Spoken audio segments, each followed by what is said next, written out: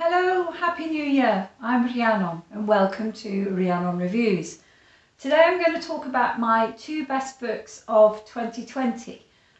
We had a bit of an argument, a gentle argument, shall we say, over supper last night. And the pedant in the family said I couldn't possibly have two best books. I just had to have one best book. Probably we've been in lockdown too long and haven't got anything better to talk about. But anyway, perhaps he has a point. But I'm going to talk about my two best books and see if we can boil them down to one best book by the end of the talk. My two best books of 2020 are On Earth We Are Briefly Gorgeous by Vuong and Where the Crawdads Sing by Delia Owens. They're both very different American stories, and it's interesting to me that I've chosen unconsciously two books by American authors, because normally my default area of leisure reading is European literature, British literature and Commonwealth literature. So it's interesting that I've chosen two American books. Perhaps that says something. I think what the books have in common, although they're very, very different, is to me they're both genre busting. As an author, I have a bit of an issue with genres. They are something, the first thing a writer, an agent or a publisher wants to know is what's your genre? And I find it quite limiting. But what's interesting about these two books is although they can be classified and they definitely have got genres. So for example, the Vuong book, On Earth We Are Briefly Gorgeous, is definitely, I would think, a product of the American literary movement, the Own Voices movement. However, both books bust through genres. They're not just a murder story, not just a love story, not just a story about Vietnam War. They are many, many things, and I think that is their strength, and that's why they've been so very successful. First of all, I'm going to talk about Vuong's On Earth We Are Briefly Gorgeous. Here it is. It's a stunning cover, absolutely beautiful.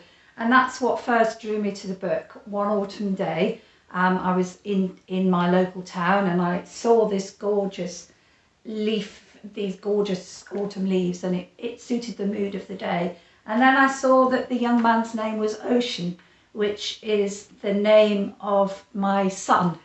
In his Chinese name, one of his characters is also Ocean. So I think I was fated to buy and read this book.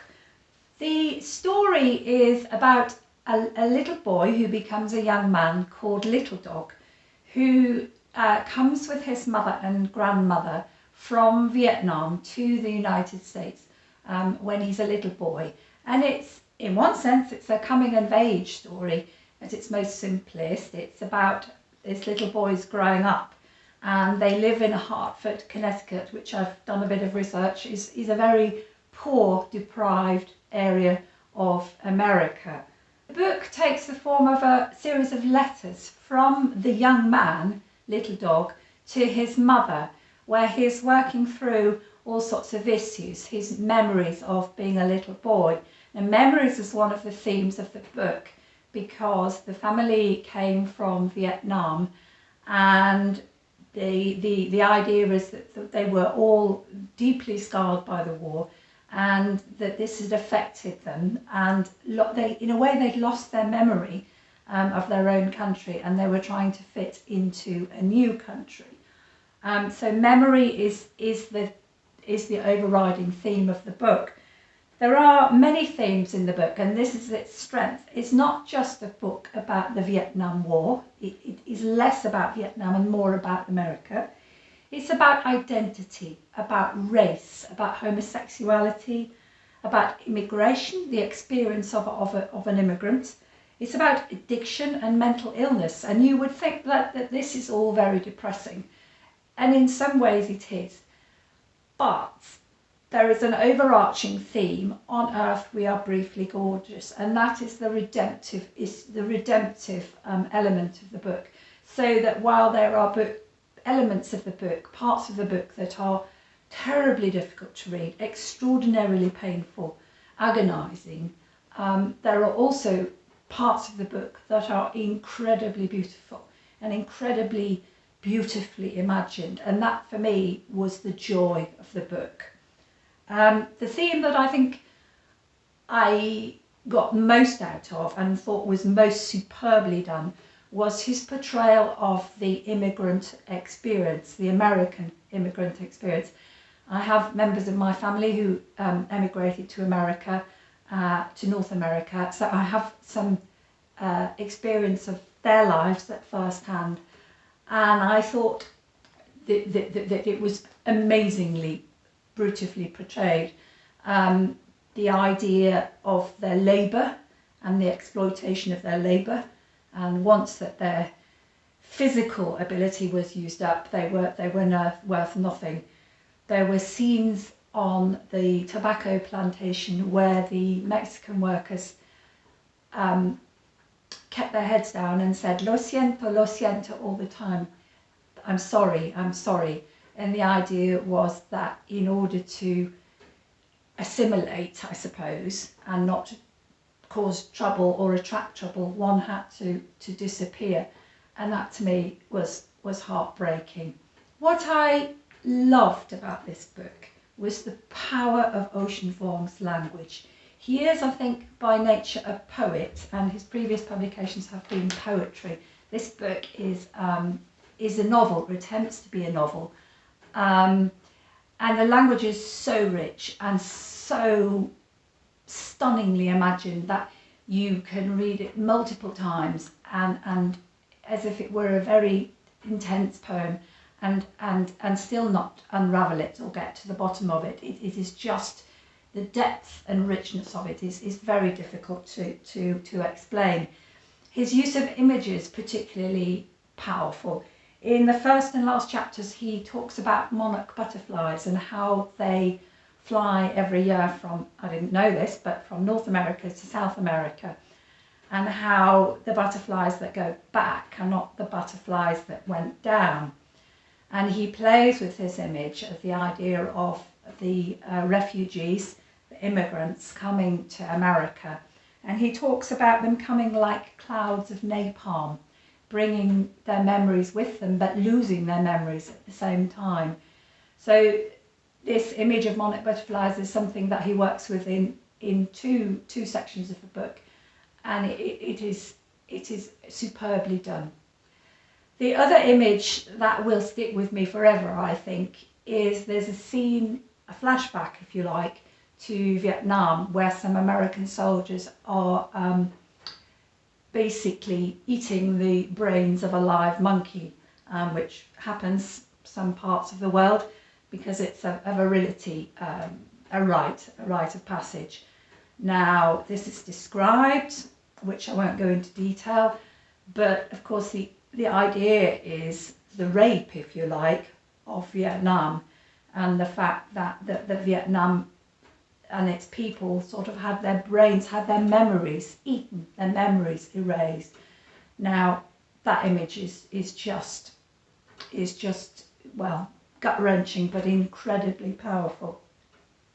It's very difficult to be negative about this book. There were a couple of moments where I fell out of the story, and I think an editor maybe could have stepped in there. The most notable time was when he's talking about race, and this is introduced in a chapter where the little boy is working through his relationship with his white American grandfather, Paul. So you are interested in that as a reader. But then halfway through this chapter, the writer starts to talk about Tiger Woods' ethnicity. Now, Tiger Woods' ethnicity is really interesting because he's not one particular race. Although he was described, and if I'm allowed to say this, as a black American golfer, his ethnicity, in fact, background was much more complex than that. I don't propose to go into it here, but you can look it up.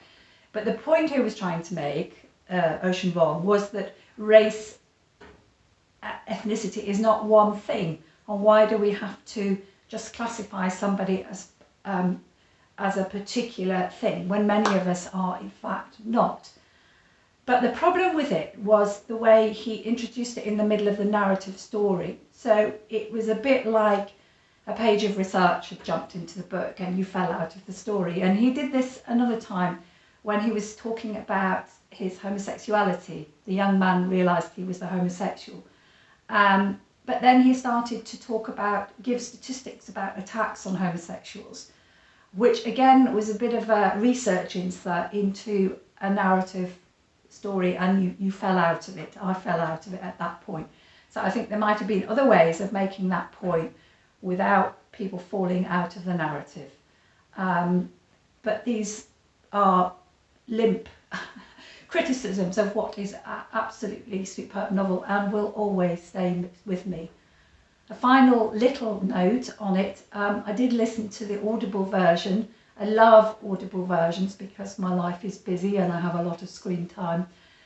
But I didn't find the Audible version work for me. There is a tendency, I think, among publishers to give the opportunity to the author, particularly where it's an own voice story, to narrate their own novels. I read one by Rhiannon, The Salt Path, which was superbly narrated by Rhiannon herself, and that really worked. But for me, there was something about Ocean's Vuong's narration that didn't work on Audible. So that might be a little note to publishers just to think about whether the author's narration actually works or not. It might have been that the poetic nature and intense richness of the language meant that it didn't transfer very well to Audible narration and was perhaps better read. But anyway, that's just comments. Altogether, it's a superb book, and if you're feeling brave, it's well worth a read. The second of my favourite best books of 2020 is Where the Crawdads Sing by Delia Owens. Here it is, another gorgeous, happens to be an orange cover. Beautiful. This is a much gentler book, softer than Ocean Vuong's book. It's set in North Carolina in the 1950s and 1960s in the swamplands there. And it's a story of a little girl, Kaya. Again, it's a kind of coming of age story like Ocean Vuong, in that we see like Ocean Vuong's little dog, in that we see Kaya growing up from a child to a young woman and the emergence of her sexuality and her love affairs, which is the same with Little Dog. Kaya is abandoned in the marshland by both her mother and her father. So there we have straight away a very familiar trope that goes right back to Rousseau's Noble Savage, the idea of a child being abandoned in nature and being brought up, if you like, in the lap of Mother Nature. Kaya is essentially ostracised by the mainstream white community. She's a white child, but she's seen as white marsh trash. She gets support from the local black community, from Jumpin and Mabel, but they really are the only people who take any interest in her, apart from a little boy called Tate, who later becomes one of her lovers. The second theme there is emerging is one of a love triangle between Kaya as a young woman, Tate, who is the nice guy, if you like. He goes off to study zoology, which is an interest that Kaya has. He teaches Kaya to read when she's a little girl. But when Tate goes off to university, Kaya falls under the influence, shall we say, of Chase, who is the bad guy. He's a bit of an archetype. He's the kind of rough and tough high school football player that all the girls love. And he becomes a bit of a vehicle for Delia Owens to work through ideas about machismo, American machismo. Well, it doesn't have to be American machismo and attitudes to women, which she does very successfully. So the book is many things, but for me, primarily and most successfully, and what I loved about the book was the fact that it was a nature book. And I'm kind of a little bit jealous, in a nice way, of Delia Owens. She is actually by training a zoologist, and this is her debut novel. as was Ocean Vuong's On Earth We're Briefly Gorgeous. That was his debut as well.